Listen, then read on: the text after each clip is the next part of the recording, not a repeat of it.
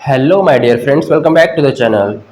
हम लोग का चल रहा था क्लास 12 पार्टनरशिप। ठीक है, आज बात करने वाले हैं हमारा रिटायरमेंट और डेथ ऑफ अ पार्टनर। ठीक है, तो उसमें सबसे पहले रिटायरमेंट को शुरू करते हैं। ठीक है, देखो रिटायरमेंट का सिंपल मतलब समझे तो कोई जो पार्टनर है वो फॉर्म छोड़ के जा रहा है। लेट सपोज पहले 3 पार्टनर हुआ करते थे, तो उसमें से एक पार्टनर क्या हुआ है कि फॉर्म छोड़ के चला जा रहा है। ठीक है, कोई भी कारण हो सकता है। ठीक है, या फॉर्म में उसका मन नहीं लग रहा है या फिर कोई भी रीजन। फॉर्म छोड़ के जाने से पहले उसको क्या करना पड़ता है, उसको रिटायर होने से पहले प्रॉपर नोटिस देना पड़ता है। ठीक है, एडवांस में नोटिस देगा कि हाँ अब मैं जा रहा हूँ फॉर्म छोड़ के। ठीक है, और आसपास के न्यूज़पेपर में भी छपवा देता है ताकि वो जो पर्सन है, जो कि आसपास के लोग हैं, उनको पता चल सके, अवेयरनेस हो सके कि हाँ अब इस पार्टनरशिप फॉर्म में जो पार्टनर कौन पार्टनर छोड़ के जा रहा है। ठीक है, और अब कितने पार्टनर कंटिन्यू करेंगे। ओके, उस केस में जब कोई पार्टनरशिप फॉर्म को कोई पार्टनर छोड़ के जा रहा होता है, तो उस केस में हमारा अब देखो फिर से वही सिचुएशन आ जाती है, रिकॉन्स्टिट्यूशन ऑफ पार्टनरशिप फॉर्म, क्योंकि वहाँ पे जो एग्रीमेंट वो हुआ करता था वो पुराने पार्टनर लोग का था। ठीक है, अब एग्रीमेंट में एक पर्सन हट जाएगा, यानी कि एक पार्टनर हट जाएगा, तो उस केस में नया एग्रीमेंट बनाना पड़ेगा। ठीक है, तो उस केस में हमारा रिकॉन्स्टिट्यूशन ऑफ पार्टनरशिप फॉर्म और फिर से वही सारी ट्रीटमेंट। तो उससे पहले देख लेते हैं कि जो पार्टनर रिटायर होता है, जो पार्टनर फॉर्म छोड़ के जाता है, वो पार्टनर को क्या क्या मिलने की वो एलिजिबिलिटी है, मतलब क्या क्या उसको मिलेगा। तो जो रिटायरिंग पार्टनर है उसको शेयर ऑफ गुडविल मिलेगा, क्योंकि जो पार्टनर रिटायर हो रहा है उसने भी फॉर्म में बहुत समय से कंट्रीब्यूशन दिया होगा। ठीक है, जिसके कारण फॉर्म की गुडविल रेपुटेशन जनरेट हुई होगी। तो अगर उस दिन जा रहा है फॉर्म से वो छोड़ के, तो उसको भी तो गुडविल का हिस्सा मिलना चाहिए ना भाई। मेरे कंट्रीब्यूशन के चलते जितना प्रॉफिट में हिस्सा हो रहा था मेरा कंट्रीब्यूशन, तो वो गुडविल का वो लेके जाएगा। ठीक है, और शेयर इन रिजर्व, जो भी पार्टनर रिजर्व अगर बनाए होंगे तो सारे पार्टनर मिलकर बनाए होंगे, तो जो पार्टनर जा रहा है वो जितना बनाया होगा एटलीस्ट उतना तो लेके जाए। ठीक है, और शेयर इन रीवैल्यूएशन, जो रीवैल्यू एसेट और लायबिलिटीज का रीवैल्यू करेंगे फिर से। ठीक है, मार्केट वैल्यू पे लेके आएंगे वो वैल्यू से, तो जो प्रॉफिट या लॉस हुआ होगा उसका भी शेयर उसको मिलेगा। करेक्ट है। उसके बाद देखो इस पूरे चैप्टर में रिटायरमेंट ऑफ पार्टनर में हमें ट्रीटमेंट एक्चुअली करनी क्या क्या है, अकाउंटिंग ट्रीटमेंट। तो calculation of new profit sharing ratio and gaining ratio, क्योंकि जो पार्टनर रिटायर होकर चल जा रहा है तो उसमें से एक पार्टनर कम हो जाएगी।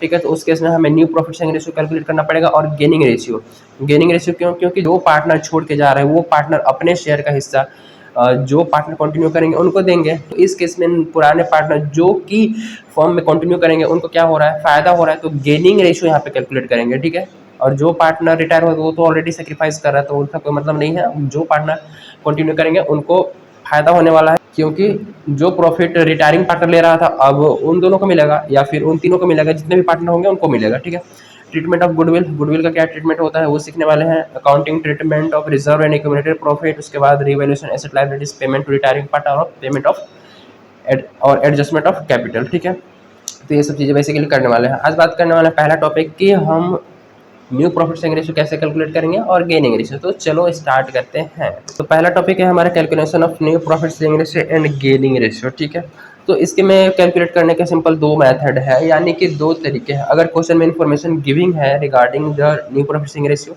या फिर नहीं दी है, तो पहला केस है व्हेन इन्फॉर्मेशन इज गिवन। ठीक है, और दूसरा है when information is not given. मतलब क्या है, मतलब सिंपल समझो, एग्जांपल से देखते हैं कि कैसे कैसे। लेट सपोज कि ए बी और सी 3 पार्टनर है। ठीक है, इनका प्रॉफिट शेयरिंग रेशियो 3:2:1 था। ठीक है, अब इसमें से क्या हो रहा है, सी रिटायर हो रहा है। सी रिटायर हो रहा है और कोई इन्फॉर्मेशन नहीं गिवन है, बस बोला है कि ए बी सी पार्टनर है, सी रिटायर हो रहा है भैया, और तुम new profit sharing ratio calculate कर दो। तो भैया क्या दिक्कत है, सी रिटायर हो गया, सी हट गया फर्म से, तो सी का रेशियो भी हटाओ। तो ए और बी का नया प्रॉफिट शेयरिंग रेशियो कितना होगा, ये वाला बचा हुआ 3:2। सिंपल, जब कोई इन्फॉर्मेशन नहीं है तो। ठीक है, और एग्जांपल लेते हैं, जैसे कि एक्स वाई, ठीक है, और जेड 3 पार्टनर है, इनका प्रॉफिट शेयरिंग रेशियो ले लो 5:6:7, ये रेशियो है।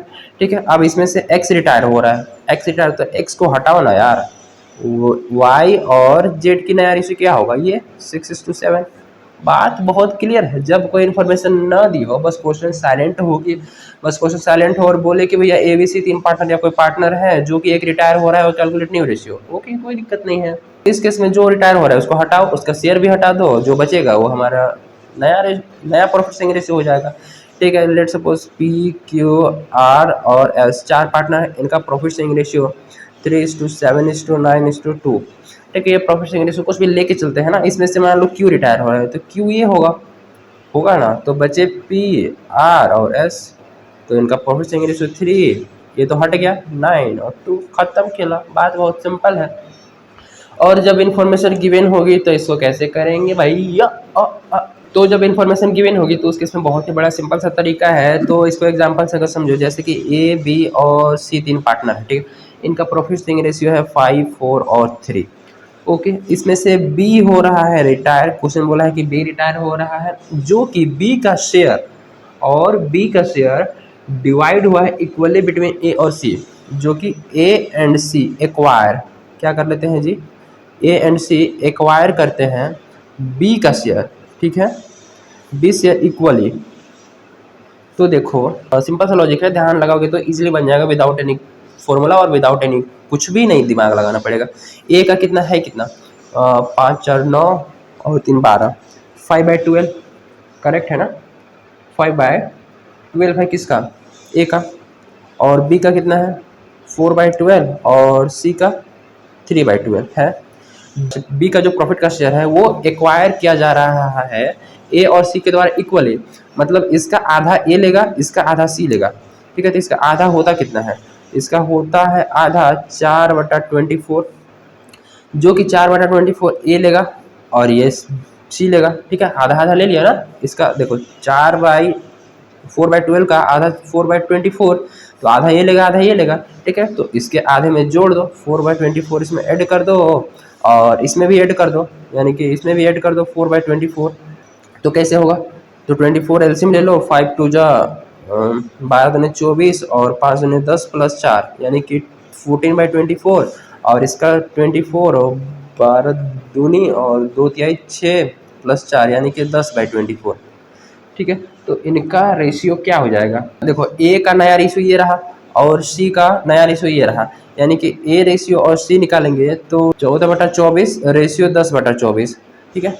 तो इसका अगर 24 में करोगे यानी कि 14/10 14:10, और इसको 14:10 लिख सकते हो, राइट। ये रेशियो है, अगर इसको 2 से डिवाइड करोगे तो 7:5, करेक्ट है ना। 7:5 ये न्यू रेशियो निकल के आ गए। यानी कि जब इन्फॉर्मेशन दी है कि कौन कितना कितना ले रहा है उसी के हिसाब से, अगर लेट सपोज इसमें बोलता कि ए जो है वो पूरा एक्वायर कर ले रहा है बी का शेयर, तो बी का टोटल शेयर था वो टोटली ए में ऐड हो जाता, ठीक है। या फिर सी टोटल एक्वायर कर रहा है तो सी में ऐड हो जाता है टोटल, या कोई रेशियो में दिया है तो रेशियो में अगर एक्वायर कर रहा है, ठीक है, कोई रेशियो में एक्वायर कर रहा है तो उस रेशियो का निकालना पड़ेगा। तो रेशियो वाला एक क्वेश्चन देख लेते हैं फटाफट। तो एक क्वेश्चन देखते हैं जिसमें क्या बोला है कि ए बी और सी 3 पार्टनर हैं जिनका profit sharing ratio 1/4 ratio 2/5 ratio 7/20 है, ठीक है, 7/20 है।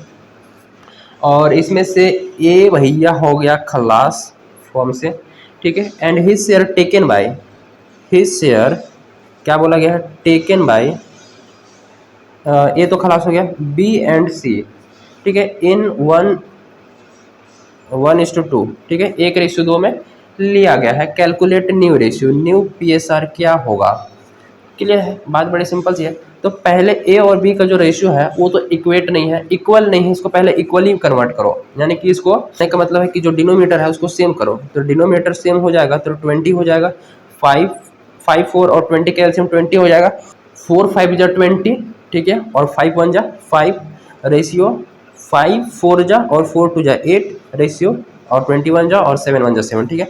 यानी कि 5:8:7 3 का प्रॉफिट शेयरिंग रेशियो है, जिसमें से ए रिटायर हो रहा है, मतलब ये रिटायर हो रहा है, मतलब ये 5 जो है वो रिटायर, जो कि बी और सी 1:2 मिलेंगे। बहुत क्लियर बोल दिया है। तो क्वेश्चन देखो ए का कितना है 5/20, बी का देखो ध्यान से तो 8/20 और सी का देखोगे तो 7/20, ओके। जो कि ए के शेयर को बी लेगा और सी लेगा, ठीक है। बी कितना ले रहा है भैया 1:2 में, देखो 1:2 में ले रहा है, यानी कि 5/20 का 1/3, 5/20 तो इसका शेयर है, इसका 1/3 कौन लेगा जी, बी लेगा, क्लियर है। और 5/20 का 2/3, 1/3 अगर बी लेगा तो 2/3 बचे हुए सी लेगा, क्लियर है ना। तो ये होता कितना है, ये तो देखो यानी कि 60 और 5 1 5, ये 5 2 10 और ये 60। तो ये जो ए का शेयर है 1/3 और ए का 2/3 जो शेयर है वो ये दोनों ले रहे हैं, तो इसमें ऐड कर दो भैया। बी कितना ले रहा है 5/60 और जो सी है वो कितना ले रहा है जी 10/60, तो उनके शेयर में ऐड कर दो, सिंपल। ठीक है, तो इसको अगर 60 एलसीएम लोगे तो 20 तिहाई 8 और 17 21 प्लस 10 यानी कि 31/60। और अगर इसको देखोगे तो इसको 60 एलसीएम लोगे तो 20 तिहाई 60 हो जाएगा और 8 तरीके 24 प्लस 5 यानी कि 29/60। ठीक है, तो रेशियो बी और सी का क्या आया, ये बी और सी का ये, तो बी रेशियो अगर सी निकालोगे तो 29/60 रेशियो 31/60 यानी कि 29/31 ये निकल के आ गया।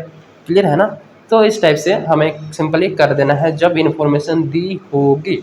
बहुत इजी है यार, रिटायरमेंट में तो फुल मजा आने वाला है एकदम। एडमिशन कर लिया ना भैया, रिटायरमेंट तो चुटकी में होगा, यूं करोगे यूं, टेंशन ही नहीं है।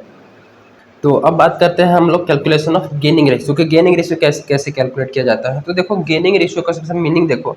ठीक है, तो जो पार्टनर रिटायर हो रहा है, जो पार्टनर डाइस हो रहा है, फॉर्म को छोड़ के जा रहा है, तो उस केस में नए पार्टनर को, उस केस में जो कंटिन्यू करेंगे पार्टनर उनको फायदा होगा। ठीक है, तो जब फायदा होगा तो हमें गेनिंग रेशियो कैलकुलेट करना होता है। और गेनिंग रेशियो कैलकुलेट करने का सिंपल मतलब ये है कि जो पार्टनर रिटायर हो रहा है उस पार्टनर को क्या किया जाएगा, जो पार्टनर कंटिन्यू करेंगे उन लोग कंपनसेट करेंगे अमाउंट ऑफ गुडविल से इन द गेनिंग रेशियो। जिस रेशियो में गेन करेंगे उसी रेशियो में गुडविल के अमाउंट से कंपनसेट करेंगे सेक्रीफाइसिंग पार्टनर को, यानी कि जो पार्टनर फॉर्म छोड़ के जा रहा है। ओके, तो हमें गेनिंग रेशियो कैलकुलेट करना पड़ेगा। और गेनिंग रेशियो का फॉर्मूला क्या है, सिंपल पता था ना, new ratio minus old ratio.